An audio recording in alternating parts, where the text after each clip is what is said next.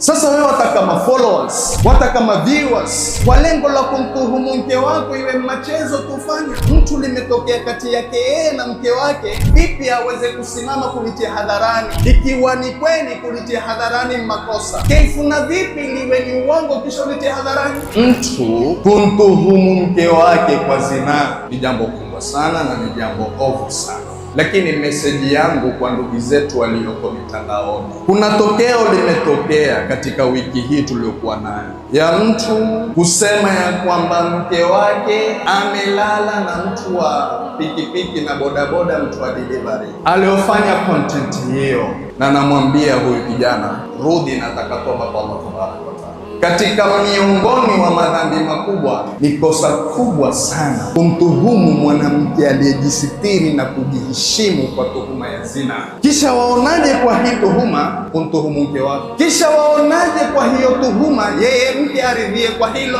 Jana niliulizwa, nilipokuwa niko katika kipindi Al-Hajar TV, lilikuja suala kuulizwa mimi, kazi wanazofanya ma content creators wasemaje? Nikasema watafute kazi wafanye, hiyo si kazi. Na leo nanena tena, tafuteni kazi mfanye, hiyo si kazi. Sasa wewe wataka followers, wataka viewers, kwa lengo la kumtuhumu mke wako iwe machezo tufanya. Licha la kufanya kwamba ni machezo, nilipoiona mimi nilisikitika kwa jambo la aibu kama hilo. Mtu limetokea kati yake yeye na mke wake, vipi aweze kusimama kulitia hadharani? Ikiwa ni kweli kulitia hadharani makosa, kaifu na vipi liwe ni uongo kisha ulitia hadharani? Ma content creators kila tukiwatizama mwataka kutuchafulia umma na mwataka kutuharibia vijana na watoto.